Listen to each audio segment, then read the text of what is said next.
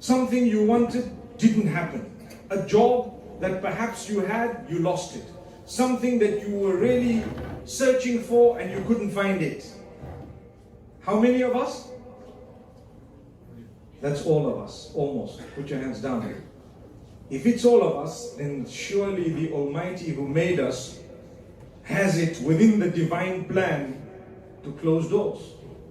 So we learn from the very beginning that Allah is Ghafoor, Rahim, Rahman, Wadud, which means part of the qualities, He is the most forgiving, the most merciful, the most beneficent, the most kind, the most compassionate, the most, oft forgiving, and so on.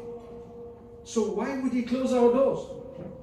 Do you know when you're young and you want to do something and your mom or your dad knows that this is not good for you, you're too close to the swimming pool, what happens? Hey, come back.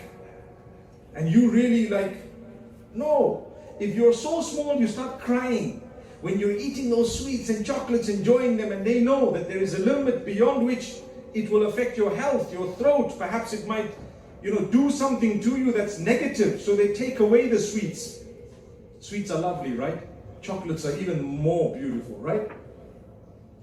Everyone likes these things, but it's unhealthy for you. So what does your mom do? Out of love, she takes it away. But you start crying, and you cry so much, it's such a big tantrum, like the world came to an end. Haven't you seen little kids, some of us who do have kids, if you've witnessed kids, you will notice they start yelling at the top of their voices when you are doing something for them that is very, very beneficial for them. For example, if a child is playing with a knife, what are you going to do? You're going to take the knife away, and what does the child do? Wah! Have you heard that? The child starts crying, thinking that, what are you doing? Why did you take this knife away? I was enjoying myself.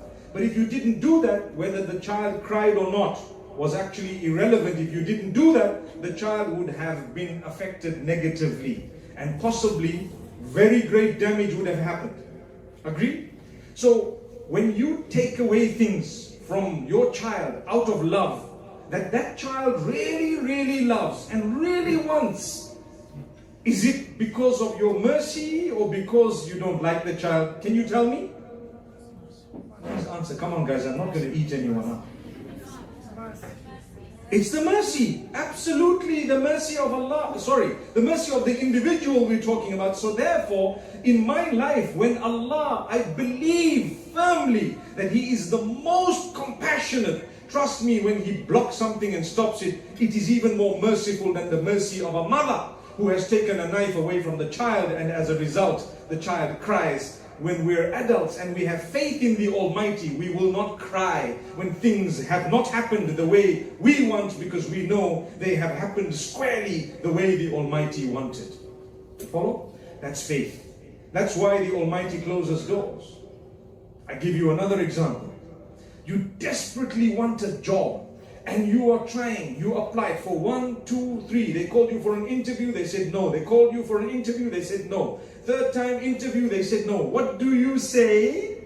Usually, people will start saying, I think someone's blocked my path. I need to go to a sheikh, or I need to go to someone to do ruqyah because I think my doors of sustenance are actually closed. And the Almighty says, don't you dare lose faith. I did it as a mercy for you. Subhanallah. Because I know the 10th job that you're going to apply for will be better than all the 9 that you were blocked from. But we're too young. We don't know the future. When your mom took away the knife, subhanallah, she didn't know the future, but she knew what was happening there and then, right? But when Allah takes away something or blocks something, He absolutely knows the future. I give you one example, and this is a very common example. We desperately want to get married to someone, and guess what? The door doesn't open, just doesn't. Something stops it. And you know what? It's a heartache, and we suffered and we struggled. I promise you, if you've tried your best and you've had faith in the Almighty, believe firmly that that wasn't for you. I've been in the same boat. Wallahi, I've been in the same boat, and I'm not, going to deny that. We've wanted things we didn't get. At hindsight, you start acknowledging, perhaps, definitely, indeed, the Almighty knows something we didn't know, don't know, maybe won't know. But one day when we meet Him, we may ask Him if we still recall that, you know, you blocked this door, I really wanted it. Tell me, if I had gotten married to this person, show me a video of what my life would have been like. Can He do that for you? Would the Almighty do that for you if you asked Him in Jannah? Yes, He would. Yes, He definitely would. If you asked Him in Jannah for anything, He would.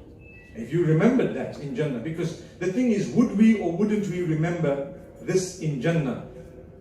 I don't want to say yes or no, but I doubt it highly. You know, we'll be in such. Jannah, by the way, is paradise. So when we get to paradise, we may not remember many things. I've given an example in this hall during a motivational evening, and even during other speeches of mine about the womb. You and I know that exactly 6 months prior to our birth, maybe 4 months prior to birth, let's say 3 months prior to birth, we were definitely in the wombs of our mothers. I know that I was. I know that now. But can any one of us remember what we enjoyed in that womb? Not a soul.